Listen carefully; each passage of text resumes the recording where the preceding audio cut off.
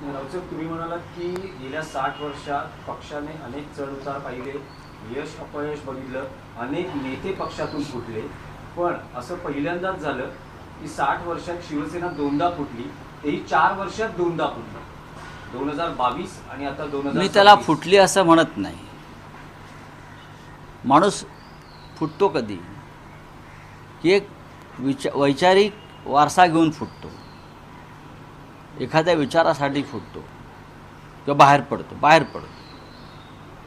जर तू स्वतःला विकण्यासाठी बाजारात उभं केलं आहेस लिलावात आणि तुला कोणी विकत घेतलं त्या लिलावात, तर त्याला फुटणं म्हणत नाही विचारासाठी, त्याला विकणं म्हणतात. तसे आमचे 6 लोक 2 दिवसापूर्वी बाजारात उभे राहिले राजकीय गोलपिठ्यात आणि त्यांनी स्वतःची बोली लावली आणि ती बोली जी आहे त्यांनी दिलेल्या बोलीवर त्यांना विकत घेतलं गेलं. फुटले काय मोठा महान विचार घेऊन ते फुटले. काय विचार काय आहे? एकाला तरी विचारा त्यांना शिवसेनेचा काय विचार माहिती आहे. आता मला गंमत वाटते, काल ते जळगावच्या मावशीबाई जामनेरच्या सांगत होत्या काय त्यामुळे काँग्रेसच्या मांडीवर शिवसेना बसल्यामुळे हे 6 लोक सोडून गेले. अरे मावशे, ती तमाशातले मावशी असते ना, अशा मावश्या सगळ्या भाजपमधल्या. महाविकास आघाडीमध्ये काँग्रेस पक्ष आहे आणि त्या काँग्रेस पक्षाच्या मदतीनं हे 6 लोक निवडून आले ना काही ठिकाणी. तेव्हा तुम्हाला माहीत नव्हतं महाविकास आघाडीत काँग्रेस आहे ते? माहीत होतं ना की महाविकास आघाडीमध्ये काँग्रेस पक्ष आहे, राष्ट्रवादी काँग्रेस पक्ष आहे. हे त्या 6 लोकांना माहीत होतं ना. आता मोठं सांगतायत तुम्ही.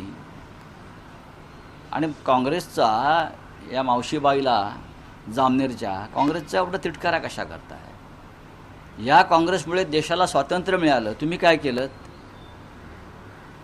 ह्या काँग्रेसमुळे देशाला स्वातंत्र्य मिळालं. लोक तुरुंगात गेले काँग्रेसचे, क्रांतिकारक झाले. तुम्ही दाखवा ना एक क्रांतिकारक देशासाठी ज्याने आपला प्राणाचं त्याग केला. असा कोणी आहे का तुमच्याकडे भारतीय जनता पक्षामध्ये? आम्हाला सांगा. तेव्हा उगाच हे बोलू नका काँग्रेसचे नावं घेऊन. आणि काय ते म्हणे बंड केलं. कसलं बंड? बंड भगतसिंगांनी बंड केलं, 50 कोटी घेतले होते काय?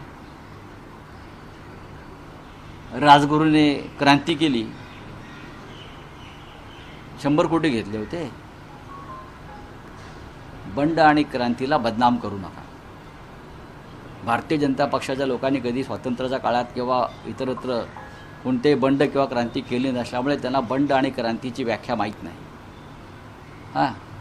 बंड केलं म्हणे, बंड केलं, यांचं बंड. कसलं बंड? बंडही नाही, फूटही नाही. यांनी स्वतःला बाजारात उभं केलं विकण्यासाठी, बोली लावायला सांगितली, बोली लागली, ते निघून गेले. तुम्हाला आजची गंमत सांगतो. अजूनही हे लोक मुंबईत नाही आहेत. यांच्यामध्ये मंत्री कोणी घ्यायचं ह्याच्यावरून वाद सुरू झालेले आहे. तेव्हा तोडगा असा निघालेला आहे की मंत्रिपद एकालाच मिळेल आणि त्याची भरपाई म्हणून उरलेला 5 जणांना आणखीन 25 कोटी रुपये देते. पण तुम्ही आता गोंधळ घालू नका.